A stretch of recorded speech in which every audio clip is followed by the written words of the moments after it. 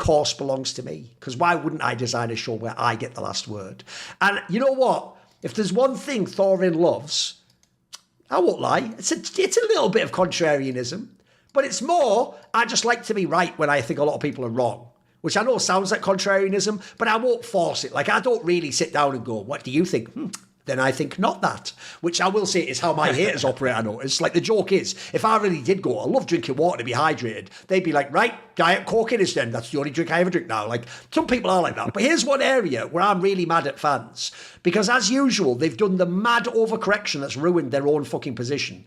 Right? On this show, and through my interview with him, I like to think I played a tiny little role in Ash from Gamer Legion becoming known as a coach who has quality, who can scout players, who can set people, who can develop talents, who can pit the squad around them and give them a chance against better teams. It wasn't just that he had that one Gamer Legion team 2 years ago that made the fluky run at the Blast Paris Major because Ima had the tournament of his life. He's proven it since that. He had Snacks as his IGL and was fucking around beating top teams like FaZe when they were the best in early CS2. More recently, you could even go to the first season. They were always like a threat to be a playoff team and to upset squads and get the free maps against them.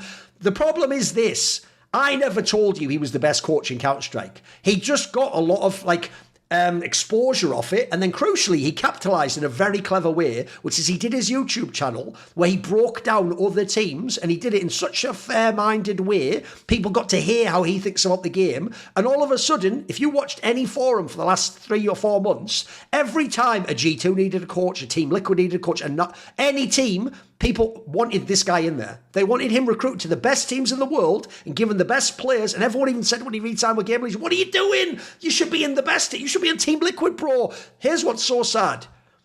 The recent form of Gamer Legion where they've been a bit scoffed and then now this total failure at the major, bro, people have turned on, this is my ugly point, they have turned on him so hard. They've done that thing they do in CS where he isn't just someone who had like a bad squad now. He's a total fraud. He doesn't understand anything about ARPing. He did just have that one, all of a sudden he did just have one run 2 years ago where he got carried by Immer or something, you know.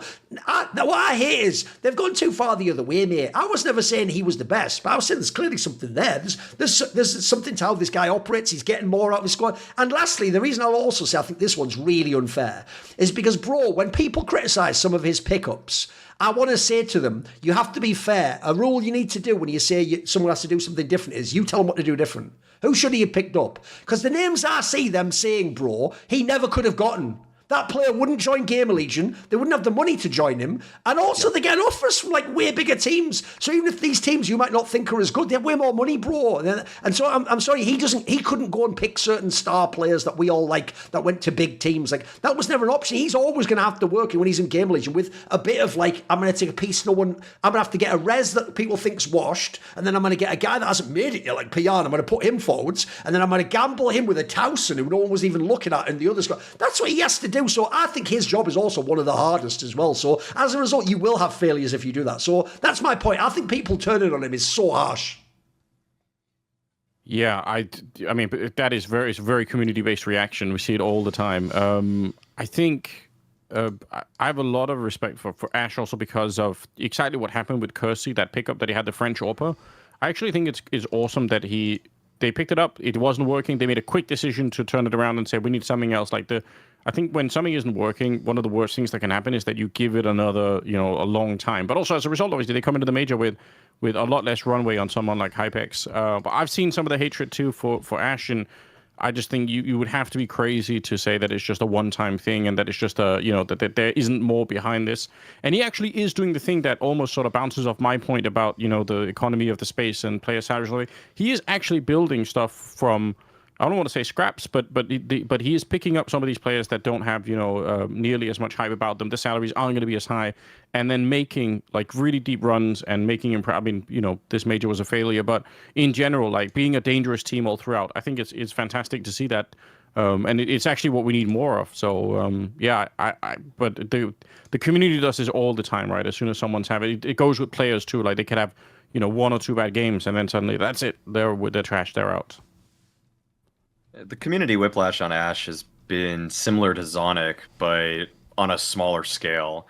I might even go as far to say that the Zonic criticism was more warranted than Ash's, because even though both of them have a lot of control of the rosters that they work on, Zonic has, in essence, infinite money in comparison to Ash. So Ash is the guy that has to go through the scraps and try to figure out who the diamonds in the rough, and find out who he can mold, because some of the players that he picks up aren't immediately perceived as being stable forces or being up and coming stars or anything. That's him. He found these guys and then said, and then everybody recognized that while these players were under Ash's tutelage, that they are worth looking at. I mean, Navi poached Ema from him. Like there's player Rez's career has been resuscitated under Ash. I mean, PR was nobody before Ash. Like legitimate. Like I don't.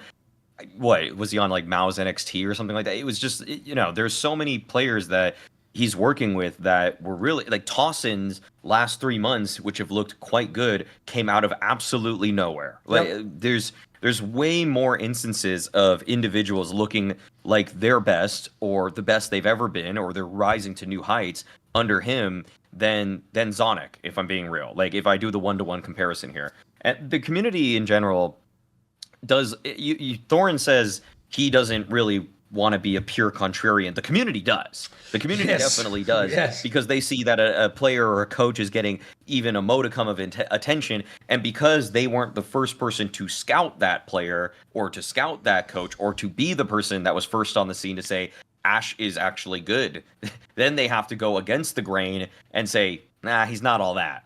It's just that the criticism is never really fair.